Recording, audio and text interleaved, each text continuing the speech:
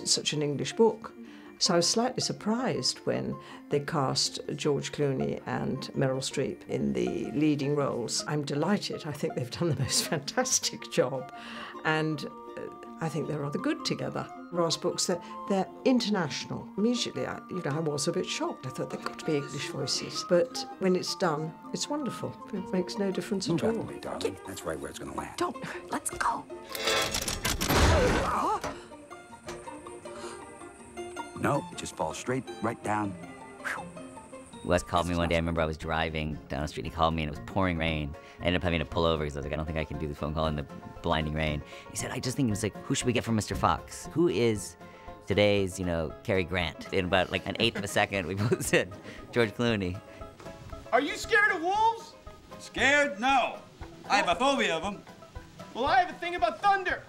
Why? That's stupid. George Clooney personifies exactly the type of role. He has the right amount of charming and sort of sly at the same time. He can be a little self-deprecating, if he wants to be. It's so inspiring for animators to have a voice like that to work with, because when you start with the color and the nuance that's in his voice, and then they're completely inspired. They can do even greater things. I'm going to tape this for my record, so don't make a lot of sounds. I mean, stop rocking. The thing about George is he can be humorous and funny at the same time as he's cool. I think that's what we needed from Mr. Fox, for people to kind of love him, but also know that he's a little bit flawed, and to laugh at him, but also be with him. And that's a delicate balance, especially in animation. We recorded the voices in kind of an unconventional way, which was we went to a farm and kind of got a group together, and he was happy to do that, which I really appreciated, because it made we were able to kind of do what I set out to do in terms of the way the performances would be recorded. And it made fun. Wes's dream was to keep the actors as close together as possible with one microphone, and have them run around and act out these scenes, so you could get people out of breath, overlapping each other, things that happen in real movies that you tend not to see typically in animated films, because things are done so separately. If the foxes are digging a hole, Wes got us on the ground and actually had us digging in the ground. And the microphone is going like this everywhere. And I mean, if you had filmed us from a distance doing the scenes to this movie, you'd think it was really funny and entertaining. Do you really think you want to cuss with me? Cuss you. How'd you like your cousin paws ripped I will off? cuss you in He did it all out in nature. No one's ever done anything like that. We're in different barns, different parts of the farm, different atmospheres, to get different sound quality and different feel when you're performing. You can tell when you read a script, the guy who wrote this is going to direct it. He knows exactly what he wants to do. So I felt that way about it from the beginning, that I just sort of suspended any disbelief. It was a good leap on my part. I think it's a wonderful movie. Well, I guess we should probably split into a certain number of groups and start doing something, right? And all the movies are wonderful. And I've gotten to work with some wonderful actors. He selects great actors to work with. Just on the other side of this mineral deposit. Follow me. I'm gonna lose my temper now. Well, when we heard that we had the possibility of getting Meryl Streep for the film, everyone was just so excited, because she's sort of the quintessential mom. Like, she's got such a lovely, warm, caring voice, and yet also, this character has a real independent spirit. She's a bohemian sort of painter, and really thinks for herself. And so the strength that Meryl also brought to the role was really, just so important.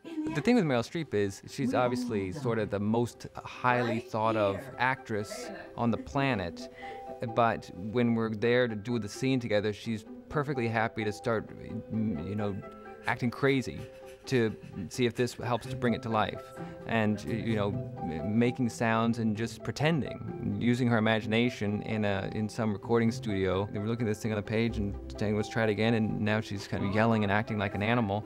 And the result is you get something very alive. You really are kind of a quote-unquote fantastic fox. I try. She has a beautiful voice, and she really knows how to use it. You really get everything you're hoping for with somebody like that. Do you think I'm an athlete? What are you talking about? Well, I think I'm an athlete, and sometimes I feel like you guys don't see me that way. What's the subtext here? Well, my character, Ash, I'm the son of George Clooney and Meryl Streep. Right? Obviously. Go. Watch this, Dad! Well, well. Good job, Ash. Remember to keep your tail tucked. He doesn't really know who he is, and he wants his father's love and his mother's love, but really his father's love and approval. I want to be a great athlete like my dad. I want to be smart like him. I want to be a fox. I want to be a man fox.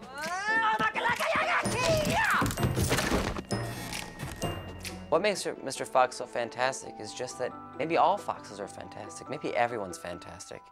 You just have to realize you're fantastic. When you're a teenager, you feel so odd and awkward, and you feel ashamed or weird about things and being who you are, and it turns out that's what makes you great. I can fit through there. You wanna know why? Why? Because I'm little. We're all naturally born with some kind of a weird gift.